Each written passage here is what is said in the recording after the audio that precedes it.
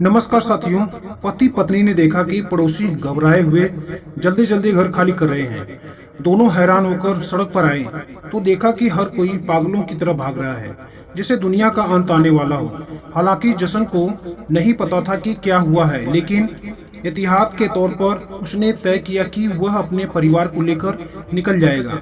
मगर रास्ते में उन्होंने देखा कि जो पड़ोसी भागे थे वह वापस लौट रहे हैं। बात और भी अजीब लगने लगी। जसन का परिवार बेचैन हो उठा जब तक कि ट्रैफिक में फंस नहीं गए। तभी उन्हें पता चला कि शहर से निकलने वाला इकलौता रास्ता सेना ने बंद कर दिया है। आसमान में हेलीकॉप्टर बार बार घोषणा कर रहा था कि शहर में अचानक संक्रमण फैल गया है और सभी निवासियों को तुरंत घर लौटने को कहा गया। जसन को समझ आ गया कि उन्हें पूरी तरह से आइसोलेट कर दिया गया है। तभी एक पत्थर आसमान से गिरा और परिवार ने ऊपर देखा तो धूल का गुब्बारा छा गया था। दो लड़ाकू विमान जोर से शोर करते हुए उनके कस्बे की ओर उड़ते गए। सब हैरान रह गए जब विमान ने सीधे बम बरसाने शुरू कर दिए। जसन की पत्नी बेत को तुरंत समझ आ गया कि अगर वे सेना की बात मानकर घर लौट जाते तो अंजाम बहुत भयानक होता। तभी विमान मुड़कर सड़क पर चल रहे लोगों की ओर आने लगे। सबको अब समझ आ गया कि सेना सबको मारना चाहती है। बेत ने पहाड़ी पर स्कूल देखा और तुरंत परिवार को लेकर चढ़ाई शुरू की। पीछे से विमान दूसरी बार बमबारी शुरू कर चुके थे।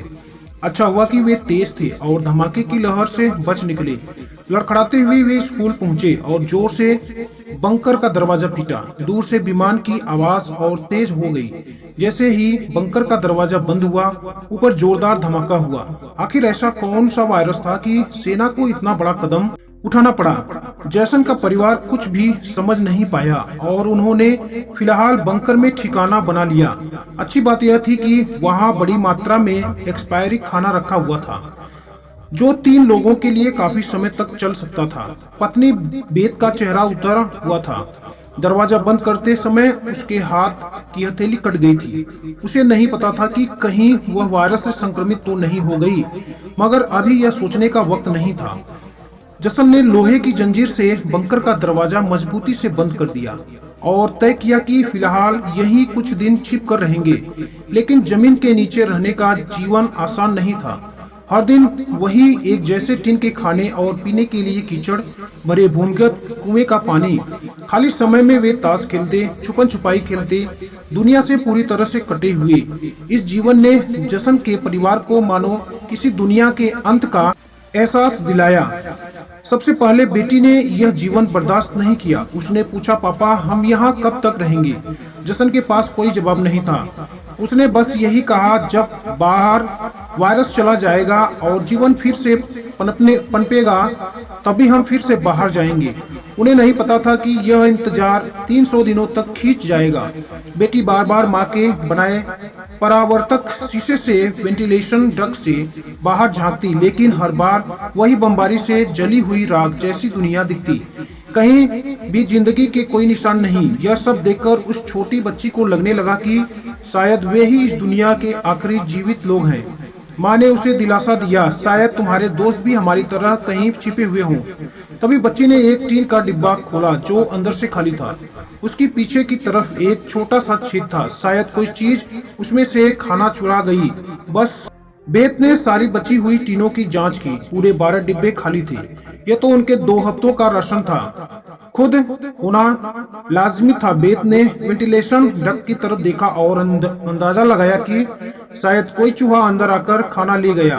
बेटी के उदास चेहरे को देख जसन ने तुरंत दिलासा दिया, छोटी छोटी बातों से परेशान मत हो। अगर खाना खत्म हो भी गया तो मैं ऊपर जाकर कुछ सामान ले आऊंगा। उस रात जब बच्ची माँ के साथ ब्लॉक्स खेल रही थी, तभी पीछे से हल्की सी आवाज आई। देखा तो एक चूहा फिर से टीन फुट चुराने घुस आया था। जसन गुस्से में भरे हुए चाकू निकालकर उसे टुकड़े टुकड़े करने ही वाले थे कि वो छोटा सा जीव असाधारण तेज निकला। वो लगभग छेद से बाहर निकल ही गया।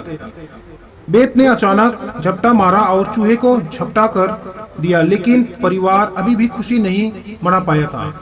एक तीखी मिर्च जैसी गंध चारों तरफ फैल गई। असल में चूहा भागते समय तेल का लैंप गिरा गया था जो अब जलने लगा। जसन उसे बंद करने दौड़ा, लेकिन जलते हुए लोहे से हाथ जल गया और वह चिल्ला उठा। तापमान बढ़ता गया और अंत में लैंप का ढक्कन फट गया। जिससे उसमें भरा केरोसिन फैल गया और आग भड़क उठी। बेत ने पर्दा फाड़कर आग बुझाने की कोशिश की। जसन ने पत्थर की नल से आधी बाल्टी पानी निकालकर आग पर डाला। पति पत्नी की कोशिश से आग पर काबू पा लिया गया। जब वे बिस्तर के नीचे छिपी बेटी को ढूंढने पहुंचे तो देखा तो एक आईने से सामने देख रही थी। दरअसल धुआं वेंटिलेशन डक्ट से बाहर निकल रहा था, जिससे उनका ठिकाना उजागर हो सकता था। अब सब लोग सांस रोककर बैठे। जसन ने सबसे पहले बोलकर कहा कि शायद रात का अंधेरा धुएं को छुपा लेगा। तीनों डर के सारे में पूरी रात जागते रहे। सौभाग्य से कुछ ही अप्रत्याशित नहीं हुआ, लेकिन जसन ने परावर्तन शीशे से देखा कि उस पर मोटी परत जली हुई कालिक की जमा हुई थी। यानी धुआं बाहर तो गया, लेकिन वेंटिलेशन डक्ट के चारों ओर कालिक जम गई होगी ताकि वे पकड़े ना जाएं। पति पत्नी ने बाहर जाकर सफाई करने का निश्चय किया। उन्होंने दरवाजे की जंजीर खोली, बाहर की आवाजों को ध्यान से सुना और जब यकीन हुआ कि बाहर शांत है, तब दोनों ने मिलकर बंकर का दरवाजा खोला। अब बेटी अकेली अंदर रह गई थी, लेकिन बहुत देर तक इंतजार करने के बाद भी उसके माता पिता वापस नहीं आए। इसलिए उसने स्टूल पर चढ़कर परावर्तन दूरबीन से बाहर की स्थिति देखनी शुरू की। जल्दी ही उसने देखा कि उसके माता पिता बंकर के दरवाजे को छिपाने की कोशिश कर रहे थे, लेकिन तभी दूर जंगल में एक काली परछाई तेजी से सरकती हुई नजर आई। बच्ची ने जोर से चिल्लाकर पापा को पीछे से देखने को कहा, लेकिन दूरी बहुत ज्यादा थी। माता पिता सुन ही नहीं पाए। घबराहट में बच्ची अपने डर को भूल गई और सीढ़ी पर चढ़कर बंकर से बाहर निकल गई। बाहर आते ही उसे एहसास हुआ कि उसके माता पिता अब वहाँ नहीं थे। बच्ची ने बेचैनी में जोर जोर से पुकारा शुरू किया। तभी अचानक एक जोड़ी हाथ उसके सामने आई। यह उसके छिपे हुए माता पिता थे। बच्ची कुछ बोल भी नहीं पाई थी कि अचानक एक झुंड जंगली हिरणों का वहां से भागता हुआ गुजरा। हालांकि वे तीनों बाल बाल बचे, लेकिन बेत की चिंता और बढ़ गई। इन हिरणों का इस तरह भागना जरूर किसी खतरनाक चीज से बचने की कोशिश थी। सबको खतरे का अंदाजा हुआ और वे तेजी से वापस बंकर की ओर भागे। जसन ने लड़की की पट्टियों से बंकर का दरवाजा बंद किया और लोहे की जंजीर से उसे कसकर बंद कर दिया। सुरक्षा सुनिश्चित होने के बाद उसने सबको शांत रहने का इशारा किया और खुद पूरी एकाग्रता से बाहर की आवाजें सुनने लगा। ऊपर से वाकई में साफ साफ किसी के कदमों की आवाज आ रही थी, जैसे कोई वहां की असामान्य स्थिति भाग चुका हो। वह किसी चीज की तलाश में लगातार बंकर के ऊपर इधर उधर घूम रहा था। छोटी बच्ची डर के मारे फूट फूट कर रोने लगी। बेत बस उसे चुप कराती रही, कहती रही कि अगर आवाज बाहर तक गई तो सब खत्म हो जाएगा। जसन तुरंत आगे आया और बच्ची का ध्यान भटकाने की हर कोशिश करने लगा। धीरे धीरे बच्ची शांत हो गई। बेत की नजर वेंटिलेशन डक्ट पर ही टिकी थी और उसके दिल की बेचैनी बढ़ती जा रही थी। अचानक ऊपर से जोर की टक्कर की आवाज आई और फिर भारी कदमों की गूंज। जसन ने आवाजों का पीछा किया और अंत में वह कदम उनके बंकर के ठीक ऊपर रुक गए। उसके माथे पर पसीना छलक आया। जिसे वे डर रहे थे वह आखिरकार आ ही गया। कोई बंकर के लोहे के ढक्कन को जोर से ढकेल रहा था और जंजीरों से बंद होने के बावजूद खतरा साफ महसूस हो रहा था, लेकिन ऊपर मौजूद वह प्राणी जैसे पक्का कर चुका था कि अंदर कोई है। लगातार कई जोरदार झटकों से बंकर के दरवाजे की लोहे की चैन को थामे खम्भे टूटने लगे। दरवाजा अब ज्यादा देर टिक नहीं पाएगा। बेत ने हिम्मत दिखाई, सीढ़ी पर चढ़ी और अपने शरीर का वजन इस्तेमाल करते हुए चैन को खींचकर दरवाजा बंद करने की कोशिश करने लगी, लेकिन फिर भी लोहे का ढक्कन धीरे धीरे खुलने लगा। तभी एक जोड़ी हरी चमकती आंखें अंदर झांकने लगी। छोटी बच्ची डर के मारे चीख पड़ी। ठीक उसी वक्त जसन ने एक लोहे की पाइप को जबरदस्ती तोड़ा और उसे दरवाजे के किनारे में पूरी ताकत से घुसेड़ दिया। ऊपर से आ रहा दबाव अचानक गायब हो गया। पति पत्नी ने मिलकर फिर से बंकर को बंद कर दिया। भले ही बाहर की कदमों की आवाजें अब दूर जा चुकी थी, लेकिन जसन का शरीर अब भी पूरी तरह कांप रहा था।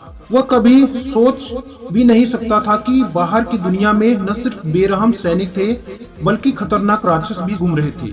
परिवार सीढ़ियों के पास बैठा हुआ पूरी तरह निराशा था, क्योंकि अब उनका ठिकाना उजागर हो चुका था और किसी भी वक्त नए हमले की आशंका थी। वाकई ज्यादा समय नहीं बीता कि भंडार कक्ष की अलमारी हिलने लगी और ऊपर से फिर तेज कदमों की आवाजें सुनाई देने लगी, मानो हजारों जीवन उनके सिर पर दौड़ रहे हो।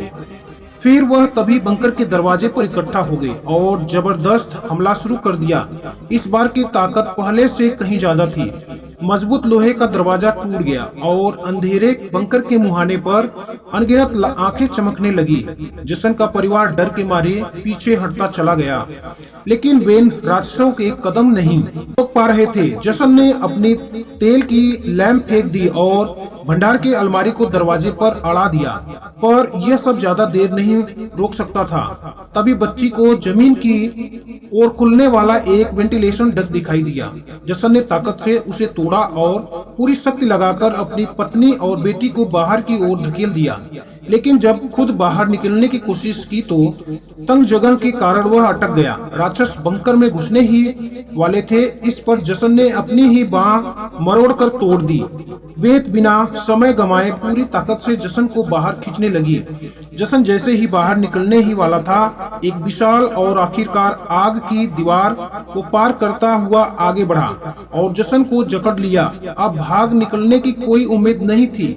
जसन ने पत्नी से कहा कि वह बेटी का ख्याल रखे और अगले ही पल वह राक्षस द्वारा बंकर में खींच लिया गया। बेथ और बेटी निराशा में सुरंग की ओर दौड़ी। नीचे से अब भी जोरदार संघर्ष की आवाजें आ रही थी।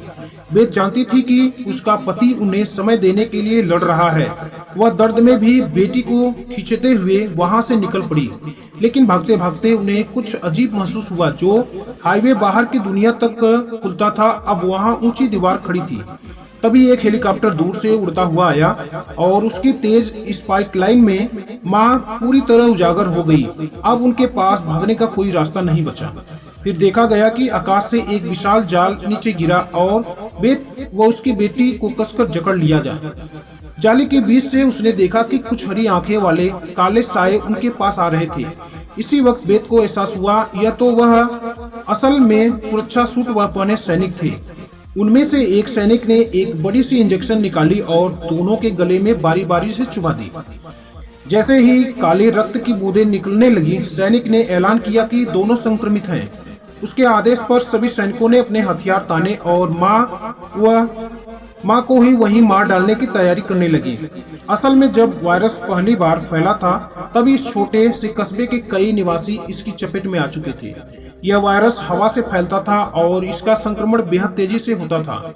संक्रमित लोग खुद भी नहीं जानते थे कि वह बीमार हैं। सेना के पास वायरस को रोकने का एकमात्र तरीका था बेरहमी से संक्रमितों को खत्म कर देना। जब बेथ ने देखा कि यह सैनिक उसकी छोटी बेटी को भी नहीं छोड़ने वाले, तो वह पूरी तरह गुस्से में आ गई। उसके चेहरे पर काले निशान उभरने लगे, लेकिन इससे पहले कि वह कुछ कर पाती, एक सैनिक की गर्दन से खून का फव्वारा फूट पड़ा। वह कोई और नहीं बल्कि मौत से लौटकर आया जसन था। इस समय उसने धीरे से अपनी आंखें लाल कर ली। शरीर की ताकत भी सामान्य से कई गुना ज्यादा हो गई। स्पष्ट था कि जसन संक्रमण के बाद वाले रूप में बदल चुका था, लेकिन वह गर्म हथियारों की गोलियों को नहीं रोक पाया और जमीन पर गिर गया हाँफते हुए। अच्छा यह हुआ कि इस झपट के दौरान बांस और उसकी बेटी जाल से निकल गए, भागने में सफल हो गई। सैनिक इधर उधर बिखर कर उन्हें ढूंढने लगे, लेकिन उन्हें यह अंदाजा नहीं था कि अब पास भी एक राक्षस रूप में बदल चुकी थी। उसने कुछ सैनिकों को तुरंत मार गिराया, पर फिर खुद ही गोली लगने से कार की छत पर गिर पड़ी। अंधेरे में छुपी उसकी बेटी ने यह सब देख लिया। अपने माता पिता की हालत देखकर वह भी गुस्से में आकर रूपांतरित हो गई। एक छलांग में उसने एक सैनिक को गिरा दिया और उसे मारने ही वाली थी कि बास ने समय रहते उसे रोक दिया। वह नहीं चाहती थी कि उसकी बेटी भी एक दरिंदा बन जाए। उसने उसकी भावनाओं को शांत किया। धीरे धीरे लड़की की नसों की हरियाली गायब हो गई और वह फिर से इंसान में बदल गई। लेकिन सैनिक भी किस्मत इतनी अच्छी नहीं थी।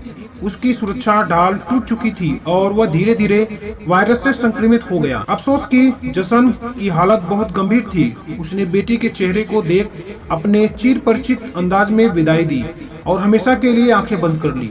उसी वक्त एक और हेलीकॉप्टर आ गया। बास अपनी बेटी को लेकर भागी। कबाड़ के ढेर में छुपते हुए उन्हें एक गुप्त भूमिगत सुरंग दिखी। तभी एक रोशनी उन पर पड़ी। देखने पर पता चला कि सामने पड़ोस का वह छोटा लड़का था। वे उसके पीछे चल पड़े और एक मोड़ पर उन्हें एक भूमिगत तहखाने का दरवाजा मिला। वहां बहुत सारे परिचित लोग छुपे हुए थे। असल में बहुत से बचे हुए लोग वहीं पर थे। जिंदा रहने के लिए वे अंधेरे में चूहे जैसे जीवन जीने को मजबूर थे। मुख्य किरदार का परिवार हर दिन उन राक्षसों से भाग रहा था, लेकिन सच में वे खुद सामान्य लोगों की नजर में राक्षस बन चुके थे। अगर उनकी बातचीत पर ध्यान दिया जाए तो लगता है उन्हें पहले से पता था कि वे संक्रमित हैं, और यह भी गुस्से में वे रूपांतरित हो जाते। इसी वजह से वे बार बार अपनी बेटी से कहते कि गुस्सा मत करो। दोस्तों, आज की कहानी यहीं खत्म होती है। अगर पसंद आई तो हमारे चैनल को लाइक, सब्सक्राइब और अपने मित्रों के साथ जरूर शेयर करें।